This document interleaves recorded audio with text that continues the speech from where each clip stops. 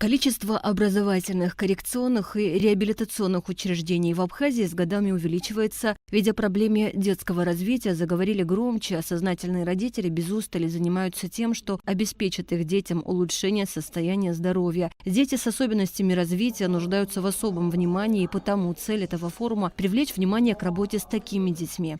Эксперты расскажут о современных подходах к долгосрочной реабилитации детей и подростков с двигательными и иными нарушениями. Основной упор делается на то, что у нас занятия, они происходят не в виде занятия, что ребенок, например, пришел к специалисту по ЛФК, у него там 30 минут, когда он занимается ЛФК, потом он пришел к дефектологу, 30 минут занимается с ним дефектолог, потом он приходит в свою обычную жизнь, и там ничего не меняется, потому что там все остается так же, как было до этого.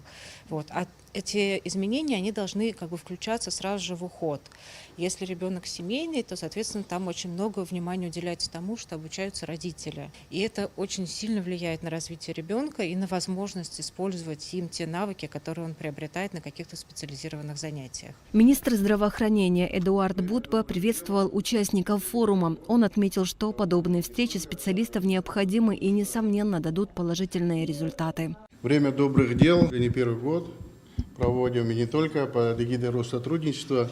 Мы совместно с Минздравом Республики Абхазия, с Россотрудничеством проводятся такие акции. Мы постоянно поддерживаем это направление. Сейчас география расширяется. В прошлом году это был город Сухум. Сейчас локации расширяются. Это и Ачимчира, это Игал, и Кудаута. Заместитель министра просвещения Ада Кварчели акцентировала внимание на том, что от работы подобных специалистов во многом зависит адаптация детей к образовательному процессу и в целом их успеваемость, конечно же, с учетом особенностей развития здоровья. Мы рады нашему сотрудничеству и взаимодействию, потому что, опять-таки говорю, вы приносите только добро, только пользу, не только детям, но и тем родителям этих детей и обществу в целом. Вы формируете пример доброго отношения. В своем приветственном слове игумен Игнатий Киут с благодарностью обратился к специалистам за их широкую душу и работу во благо исцеления. Главные спикеры форума – российские специалисты, председатель правления Центра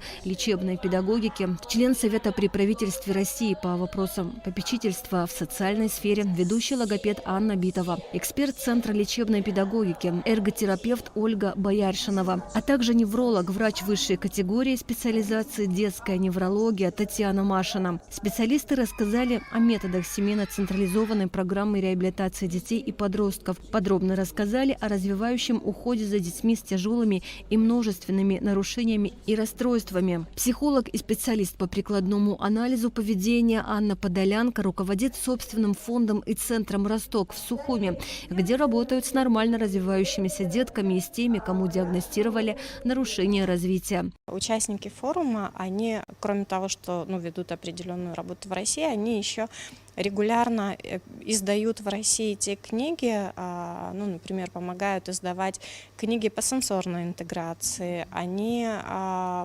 помогают знакомиться с современными методами коррекции и реабилитации детей. У них есть программа по обучению методике Dear Floor Time. Это тоже современная методика с научно доказанной эффективностью. И очень здорово, что специалисты смогли приехать. Это я сейчас говорю о Битовой Анне Львовне и Бояршниковой Ольге Сергеевне, а Машина Татьяна Ивановна врач-невролог, который уже не первый раз приезжает сюда и помогает выявлять детей с нарушениями развития. Второй день форума будет практическим. Он пройдет в центре «Росток». Асида Малия, Алексей Гухава, Абхазское телевидение.